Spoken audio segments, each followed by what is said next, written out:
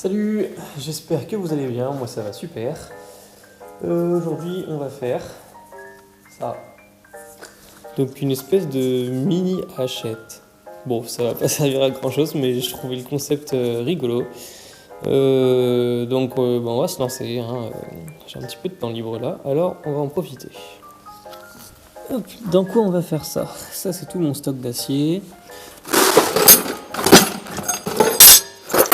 Tac. J'ai une lame de scie là-bas au fond que j'aurais bien aimé utiliser pour ça, mais le problème c'est que si j'attaque la lame de scie maintenant, je vais pas pouvoir percer mes trous et j'ai pas prévu d'allumer la forge aujourd'hui parce que si je l'allume juste pour ça, en fait ça va me faire passer pas mal de charbon pour rien. Donc on va pas faire ça là-dedans, on va utiliser autre chose. J'ai des chutes d'acier mais elles sont pas assez grandes, ça même chose, il faudrait que j'y forge. J'ai une pièce de XC75 qui serait suffisamment grande. Mais je pense que je vais utiliser ça. Du 12C27.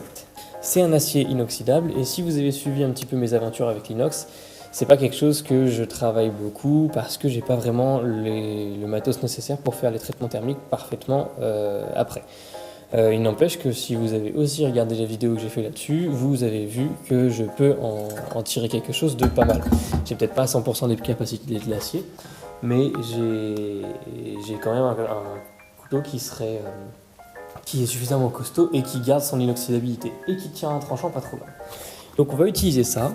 C'est très fin, hein, ça fait du 2 mm, 2 mm d'épais, mais au vu de la taille de la hachette, en fait, soit il faudrait que je fasse quelque chose de très lourd pour que ce soit effectivement efficace pour couper, et de toute façon, vu la taille du truc, ça servirait presque à rien. Enfin, genre, on met sa main là, et si on veut vraiment couper une branche, l'autre main est vraiment beaucoup trop près, on se ferait presque mal.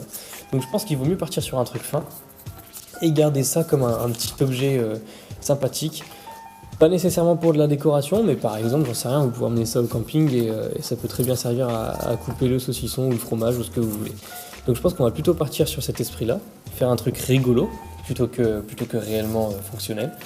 Parce que de toute façon, vu la taille de la hachette, ça ne pourra pas être aussi fonctionnel qu'une vraie hachette. Donc c'est parti, on va faire ça là-dedans.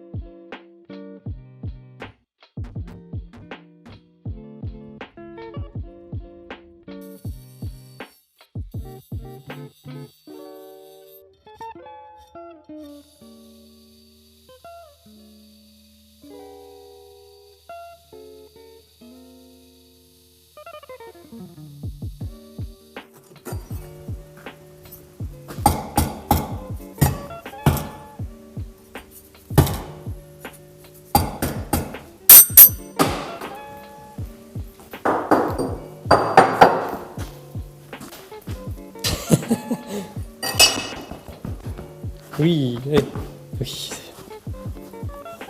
Et ben, c'est prêt pour la trempe. Ça a bien été les moutures avec le backstand, je suis content.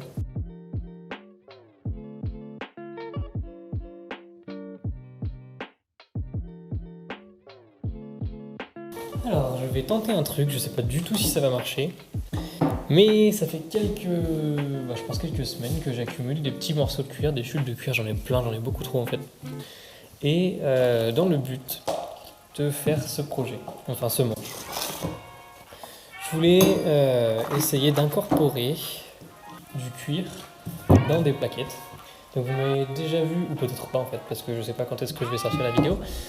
Mais j'ai fait un couteau avec un manche en cuir en plaquette. Mais ça va être autre chose, je veux faire un mélange avec de la résine. Donc je vais essayer, on va voir ce que ça donne. Alors, pour la résine, je pense que je vais avoir des questions. Ça vient de chez Epodex. Si vous voulez de la résine extra fluide pour découler et pas cher, enfin non c'est pas cher comparé à ce qu'on peut trouver ailleurs, je vous le conseille très fortement, c'est très efficace.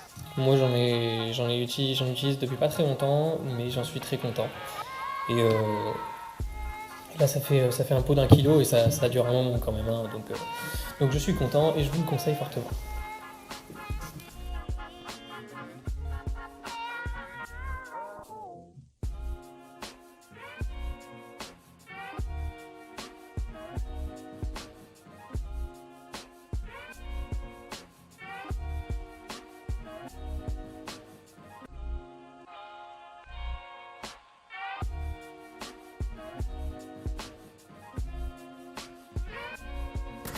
Hop, jour 2. Ça c'est un autre projet que vous verrez dans une autre vidéo. La hachette est trempée, donc j'ai tout trempé comme d'habitude, vous avez vu la vidéo, vous l'avez vu en image. Là, eu un revenu 2 fois 1 heure à 200 degrés. Pour cet acier, ça va, c'est pas trop mal. Si vous avez vu la vidéo que j'ai fait sur les traitements de l'inox, vous savez les résultats que je peux obtenir sur ce type d'acier. Je vais me répéter encore une fois, non, c'est pas la bonne méthode pour tremper de l'acier inox. Oui, j'arrive à faire quelque chose de pas mal avec. Voilà. Plus de détails sur la vidéo en question. Nous, on retourne au travail sur la hache.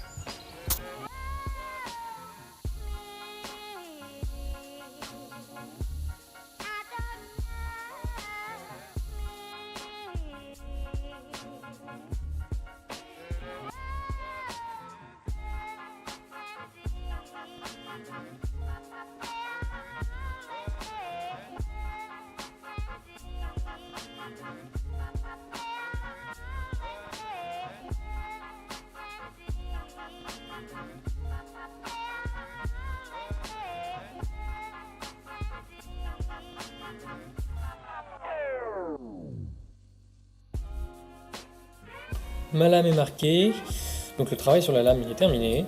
J'ai plus grand chose à faire, peut-être un petit coup d'acétone, juste histoire de nettoyer avant de coller, mais ça c'est normal.